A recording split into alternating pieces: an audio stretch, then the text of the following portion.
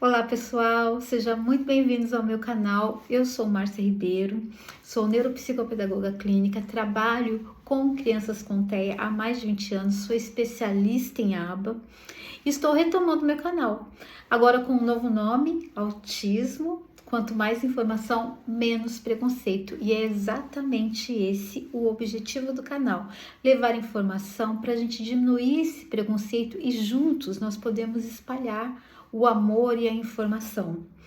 Então, o canal ele já existe há um bom tempo. Fiquei um bom tempo sem gravar, agora estou retomando.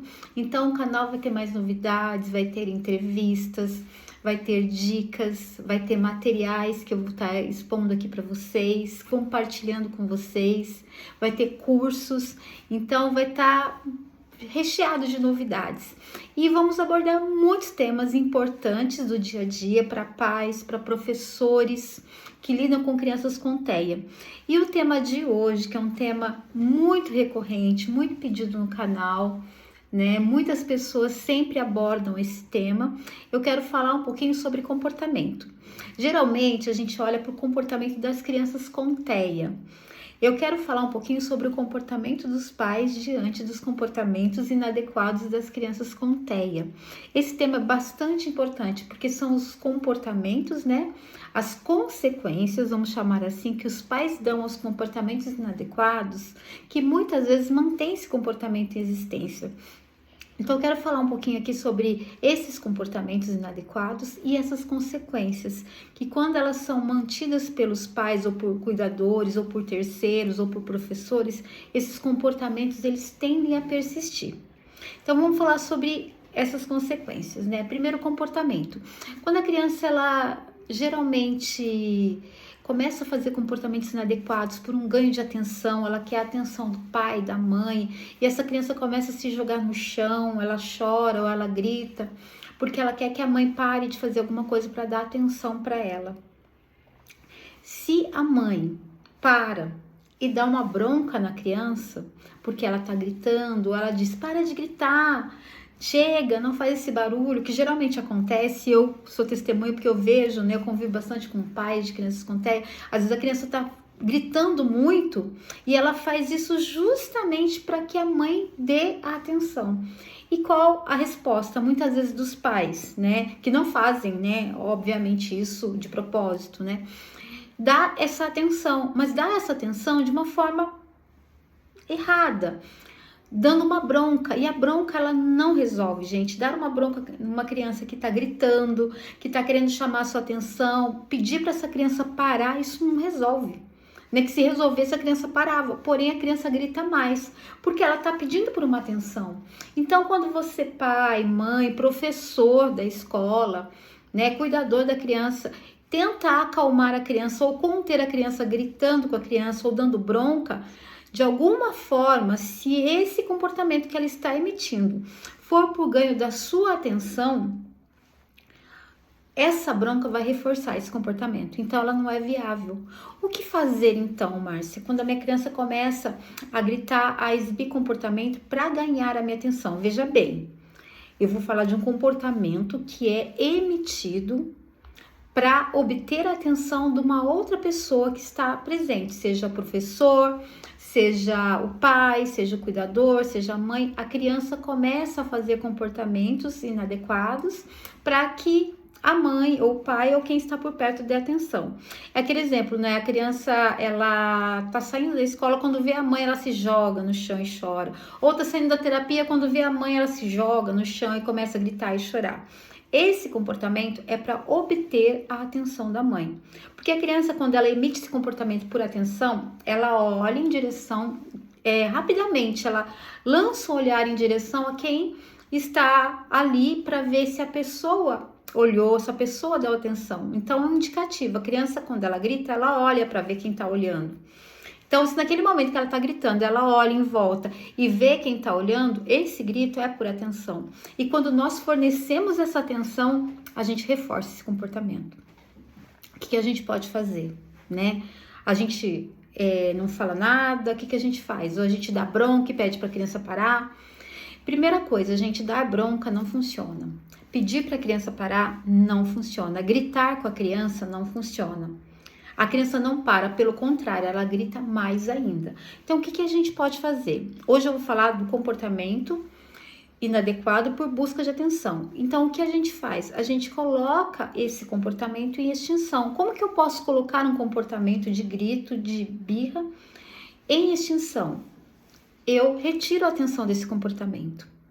Eu retiro literalmente. A criança quer que ela grita para você olhar para ela, ela chora para você olhar para ela, e quando você olha, você reforça o comportamento de gritar. Em outra oportunidade, ela vai continuar gritando para você olhar. Então, você retira, né, naquele momento, o seu olhar.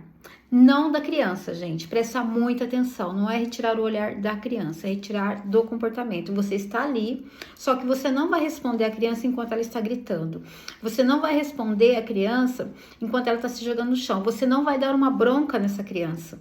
Você vai se manter em silêncio, presente. Você pode até estar olhando para a criança, mas não um olhar de reprovação ou de aprovação.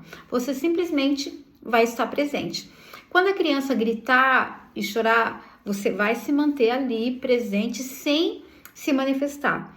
A hora que a criança parar, e por experiência própria, ela vai chorar muito mais.